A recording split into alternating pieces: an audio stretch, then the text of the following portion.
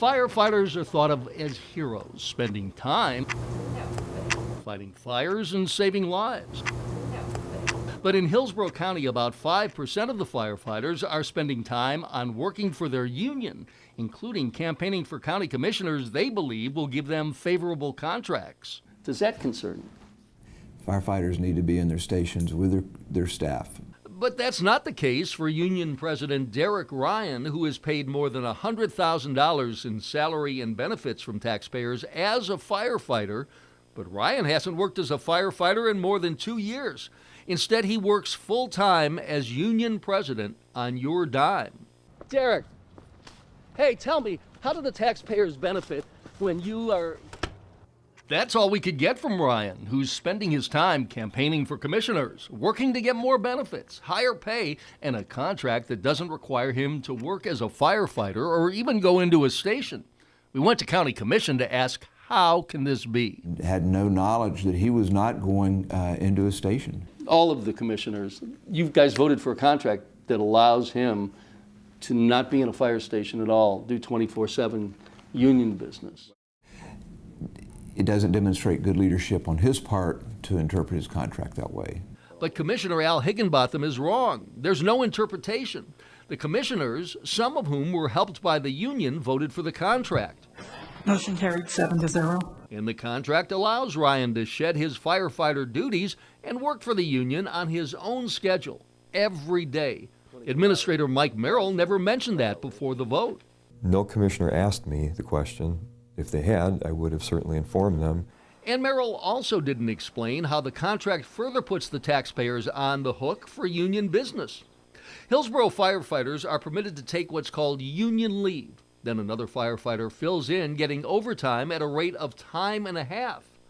Oftentimes, the union business lasts only a couple of hours, but the firefighter on union leave spends a full 24-hour shift away from the station, all, once again, on the taxpayer's dime.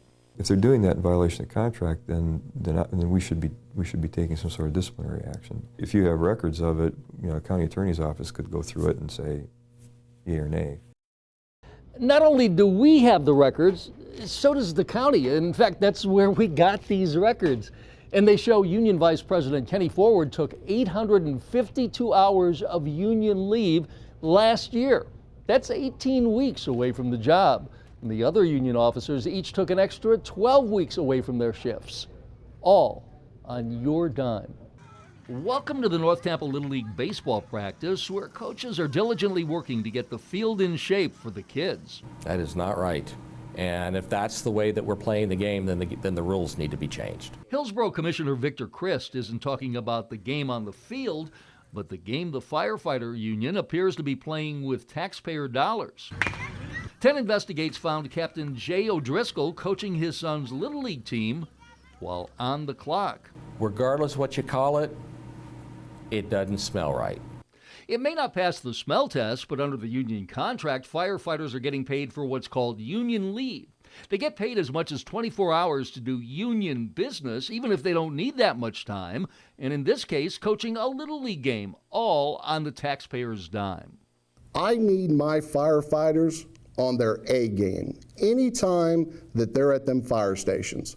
Union President Derek Ryan allows the firefighters to take the entire 24-hour shift off instead of going back to work because he says the union meetings are stressful. So they can go and relax and enjoy their family and be prepared for their next duty day.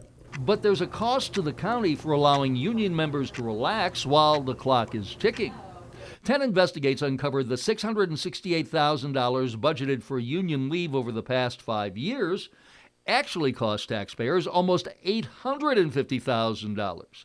We brought it to the attention of County Administrator Mike Merrill. A not very pleasant chapter in the history of fire rescue. After we made numerous records requests, the county admitted it had no idea about the wasted money until 10 Investigates uncovered the hidden numbers. And I appreciate that you did that because, in fact, it's true, the administration at that time was not being straight with me. And that's part of the reason money budgeted for new firefighter equipment had to be used to cover overtime, which broke the bank. I mean, to be honest, I don't think we're going to recover it all. But I would agree. you know, and then take whatever other disciplinary action is warranted. So. Meantime, Commissioner Victor Chris says those responsible have to be held accountable and policies need to change. There's a lot of questions here, and they're going to have to be answered. They're going to have to be answered to the commissioner, they're going to have to be answered to the taxpayer. Things are already happening. The former fire chief has been demoted, and several others could be in trouble for covering up the numbers and totally blowing the budget for union time off. Meantime, earlier today, Administrator Mike Merrill sent a memo to all county commissioners explaining what we uncovered and warning them about this story. We expect strong reaction. While firefighters obviously fight fires, fire prevention is a major focus of the Hillsborough Fire Department. Our main goal is compliance. We don't want to come in and strong-arm anybody.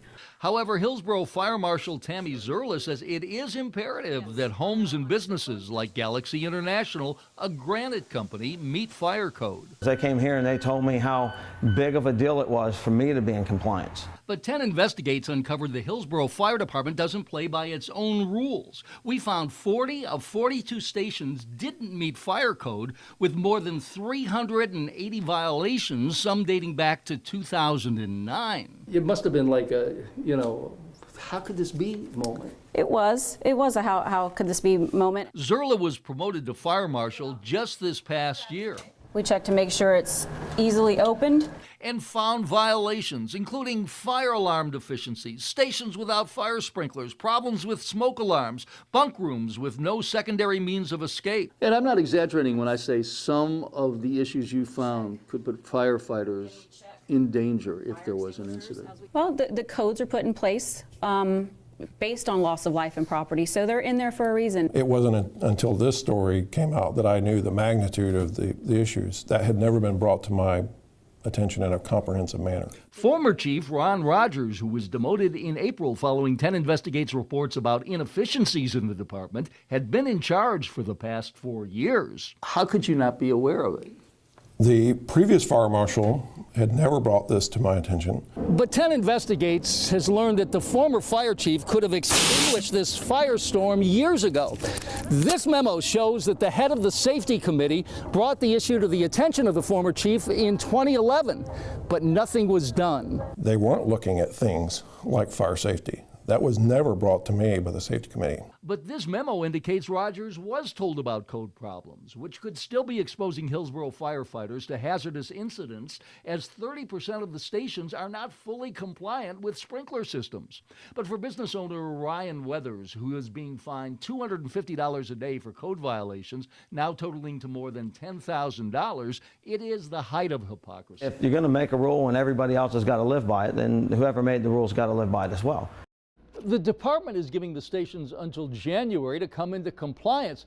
Meantime, the sprinkler system issue is a major concern for the department, not only because of safety, but also because of the cost, which is expected to be hundreds of thousands of dollars, and that's currently not in the budget.